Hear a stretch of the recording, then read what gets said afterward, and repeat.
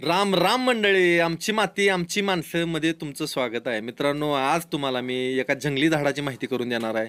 ह्या जंगली झाडाचं नाव आहे सागवान. तुम्ही कधी कुठं फिरायला जाताना जंगलातनं, घाटातनं, डोंगरातनं तुम्हाला सगळ्यात जास्त दिसणारं झाड म्हणजे हे सागवान. उंचच्या उंच जाणारं, भलं मोठं भक्कम बूड असणारं, मोठीच्या मोठी पानं असणारं आणि निसर्गामध्ये सौंदर्यात भर घालणारं ही झाड आहे सागवान. तर मित्रांनो, तुम्हाला आज मी ह्याची माहिती करून देतो. तर सागवानाचा सगळ्यात प्रथम उपयोग केला जातो. ही खूप लाकूड महाग असतं, फर्निचरसाठी ह्याचा उपयोग केला जातो. टिकायसाठी किंवा जहाजा बनवायसाठी ह्याचा उपयोग केला जातो. टिकण्यासाठी मजबूत असं ही झाड आहे सागवान. दुसरा एक तुम्हाला उपयोग सांगतो. मी मागे एकदा गाणगापूरमध्ये गेलो होतो, तर तिथं प्रसाद घेण्यासाठी ह्याच्या पानांचा किंवा पंत्रावळी बनवण्यासाठी ह्याच्या पानांचा उपयोग करतात.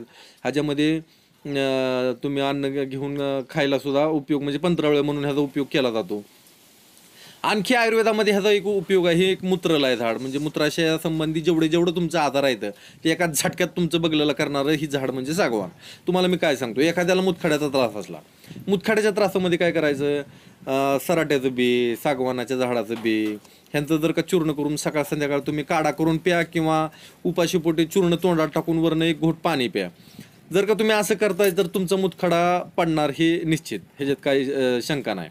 तर हे मूत्रलय. ज्याला एखाद्याला प्रोस्टेटचा त्रास असेल तर प्रोस्टेटच्या त्रासामध्ये काय करायचं, सागवानाच्या पानांचा काढा करून घ्या, किंवा सागवानाच्या बियांचं चूर्ण करा. सराट्याच्या म्हणजे गोखरूच्या बियांचं चूर्ण आणि काळं तीळ हे जर का समप्रमाणात जर का तुम्ही चूर्ण केलं आणि ते चूर्ण सकाळ संध्याकाळ जर का तुम्ही एक चमचा जर खाताय आणि वरून एक घोट पाणी पिताय आणि नंतर एक तासभर काय खायचं नाही ना प्यायचं नाही, तरी सुद्धा तुम्हाला चांगला फरक पडेल. तुम्हाला जी प्रोस्टेटचा त्रास आहे ती सुद्धा दूर होईल. हे असं सागवानाचं झाड आहे मित्रांनो. तर एक जंगली वनस्पती आहे, जंगली झाड आहे. आणि बरेच जण शेती म्हणून आता ह्याचा उपयोग करायला लागले. शेती म्हणजे ह्याचं लाकूड विकून असं भरपूर असं नफा होतो शेतकऱ्यांना.